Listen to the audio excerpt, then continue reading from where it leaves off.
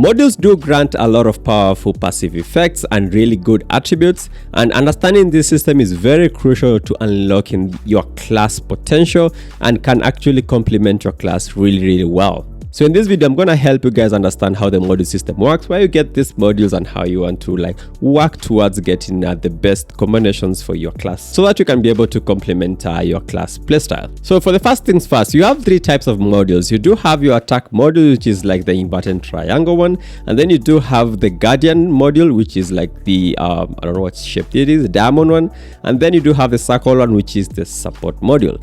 You can equip any of it. You can be a DPS and you can equip a support one. You can be a tank, equip a support one. It does not matter. You're not limited. The main difference of these three is what stats can roll in some of them. Now I do have a screenshot here. So this screenshot, we got this from maxroll.gg. I'm gonna put a link down in the description. So on this table here, if you get an assault module, you can be able to roll all of these stats over here. However, you will find that you're not actually able to roll you can't roll armor, resistance, healing enhance, and healing boost. So these four will not roll if you are on an assault module. The same is true for support module. If you get a support module, you will not be able to roll these ones, but you can get your healing boost and you can get your healing enhance. So these two, and then this one's down here, but you won't be able to get the resistance and armor. So that works with all the three modules. So assault, this is what you can roll. You're not going to get this.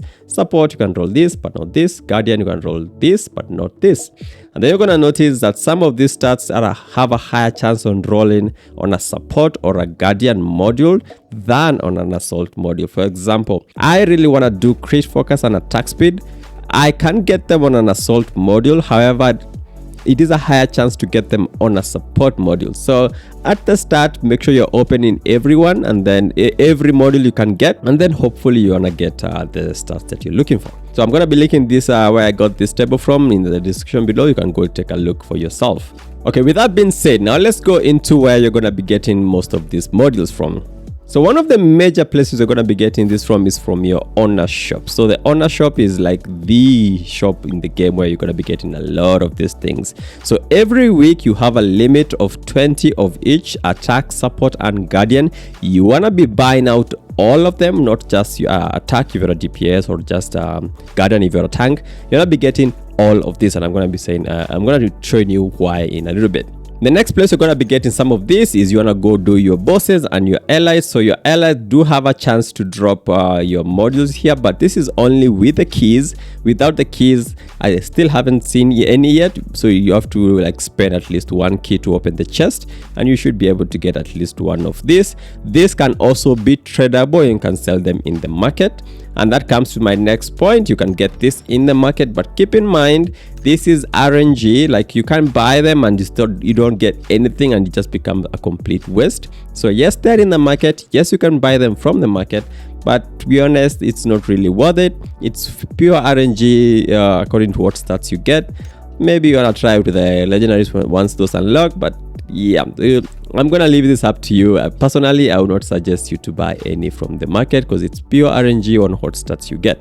The next one is from raids. Raids will also be giving you that. Steam and Vaults, which is the floors over here. So Steam and Vaults will be giving you some modules as well. And the last one is on Pioneer Reward. So this is under Futures. Go to your weekly and you should see Pioneer Award. So this is the weekly reward once you do all of these things, maybe some chaotic realms, some bosses, and some life skills. This chest will have a chance to spawn one module. You'll always get to choose one every week, so it's not RNG. You're gonna get at least a choice of one box every time, right? The next one is on the NPC. So over the main city hub, you're gonna click on the bottom here. So around the Artisan Guild, you should see an NPC, the Module Workshop NPC. Just navigate to that NPC and you're gonna come over to Grace over here. So Grace is the module expert. So Grace will dismantle any of your unwanted modules. Since you are buying modules like from all these areas, you're gonna be getting your support modules, your guardian modules and stuff like that you don't need, or your attack modules that you don't need. Any modules that you do not need, you want to come and you want to dismantle them. Now, There is three realities of modules. You have your rares, so your blues. You do have your purples, right? So it's your epics, and then you have your legendaries, which you do not have unlocked yet. Your rares will only give you Luno once you dismantle them. So it's just purely for Luno. You're not really gonna be using any rares, to be honest, unless you get like a +10 and you really need that. But once you dismantle any of your purples, you're going to be getting these items, so advanced module component. Once you have enough of these items, you want to come over to Grace, open up Grace, and then you have your module exchange store. And then using these components, you can exchange for anyone that you need. But again, remember, once you change into this, it is pure RNG onto what effects you get. So now that you know where to get all your modules from, let's go straight into how the system works and how you're going to be setting up your modules. So head over to your module page, just press P, escape, go to modules over here, and this is your module page. Now, the first major thing, the moment you acquire a module, you're going to get a module that has links. So these are what are called links. So these are your links, right? So a purple module, a purple reality module will always have 2 links and a random level on that link. For example, on this one, I do have crit focus and ability boost, and my crit focus is at +10 and my ability boost is at +2. If we look at the second one, for example, this one that I have here, I can click the icon here and I get this. This one, it's an agility boost +2 and crit focus +8.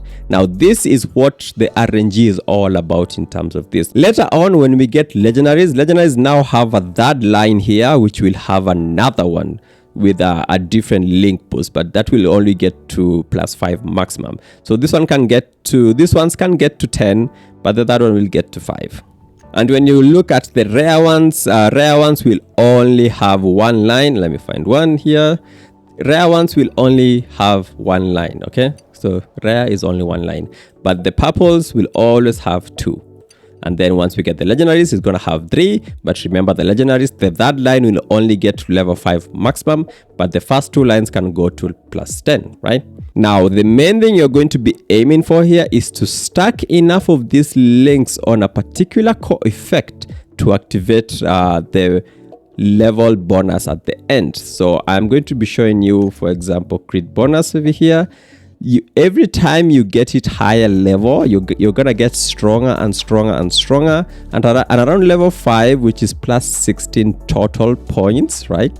You're gonna start getting like really massive damage bonuses or health boosts or things like that, according to what you're choosing. So the available links, you can go over to filter so that you can see all your available links. So these are the available stats in the entire game. So this is what you want to be looking for your class. For example, for Marksman, my wild pack, they suggest this, although I'm not really going for that. I have my own build. If you want Frost Mage, you can always filter here, Frost Mage, and then you're gonna see what they recommend for you. But it's better to just check out build guides and stuff, because sometimes the recommended isn't really the best thing to do. So for this video, I'm gonna do Marksman, wild pack spec as an example. Don't copy me and then do no damage and then say I said it. So it's just for demonstration purposes and what I will be doing. So for example, as a beastmaster for myself, I want to prioritize on my crit focus, and I really want to get this crit focus at level 6. To get this at level 6, I will need my link to be 20 on crit focus, which means with only 2 slots, we still have 6 days for the third slot to unlock and another 13 days for the fourth lock to unlock, which will be easier to get more of these core effects. But for now, the only way to get my crit focus at level 6 is to get 2 modules, right, that have my crit focus at level 10. For example, I've already gotten 1 here. I'm super lucky. However, I have gotten 8 here. I need this to be 10. There's no way for me to get this without this being at 10. And what I tried to do is I did try to open up all my guardian and my support modules over here, because they do have a higher chance of rolling crit focus.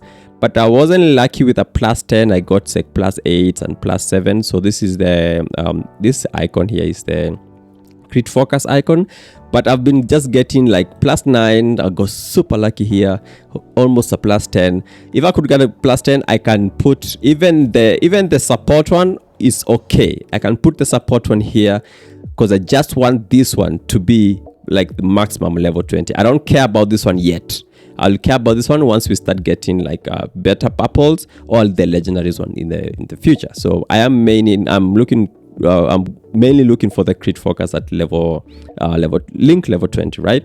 And the reason for that is because, again, this last thing is super important. I'm going to be getting 12% crit damage, elemental damage, which is super good. These 2 stars are not that easy to get, so it's really, really good for my build. Now, if you're another class, for example, you want to go for agility, you're looking for agility, which is super good. Level 1 to level 4 isn't that good, right? It's not that good. But the moment you get to level 5, you start getting like really nice percentage bonuses and stuff like that. So trying to get one to at least level 5 and above, it's really good. So make sure you're trying to get it to link +16. So 8 + 8 minimum, right? 8 + 8 or something, just to make sure that these 2 slots give you 16 link, like total. Like it gives you at least a total of 16 when you add up whatever bonuses you are doing. So maybe this plus this or this plus this should make 16. This plus this should make 16, so that you can get at least your first level 5 bonus. That is for every class in the game. So you guys will need to start formulating your build, look at what bonuses you're looking for, and that is how the model system works. And it's just going to remain the same throughout, even when you get the legendaries. So the moment you get the legendaries, you're going to get more chances to get even more points, because you now have a dot line on your modules. And the moment you start getting the dot lines on the modules, it should be a little bit more easier to get some of these things up. So this is it is a long kind of progression where it's super RNG. It is super RNG. Getting the perfect one will take a while, because these modules aren't that easy to acquire. You're kind of capped to how many you can get a week. So yeah, it's a very simple system to understand, but it can do a lot for your class. So you actually want to be on top of this system and make sure you're getting your module set up correctly and getting your buffs for your class according to your own playstyle and what really complements your class correctly. Now, the last thing I want to say, the moment you get good modules, good purple modules, and you really can't get even better than that, so you want to be dismantling every other purple you get, but do not exchange these shards if you already have good modules. Just save up all your shards, because you are going to be needing these shards to exchange to the legendary ones in future. So don't spend these shards, all of them, if you do not need to. Only buy these modules when you don't really have a good one and you're trying to get a best in slot somehow. For now, it's better to save these shards now, and then you can exchange them for legendary shards in like the next 20 days or so. The game is super time gated, so you just have to be patient. So just get good modules that you can now, and then eventually we will be able to exchange for legendaries. So really hope I've made you guys to understand how this system works. It's a very simple system, but it's kind of a long one because there's a lot of RNG involved into it, but it should be really good. So thanks guys for watching this really quick guide. Like and subscribe if you like this kind of content, and I guess I'll see you guys on my next one. Peace.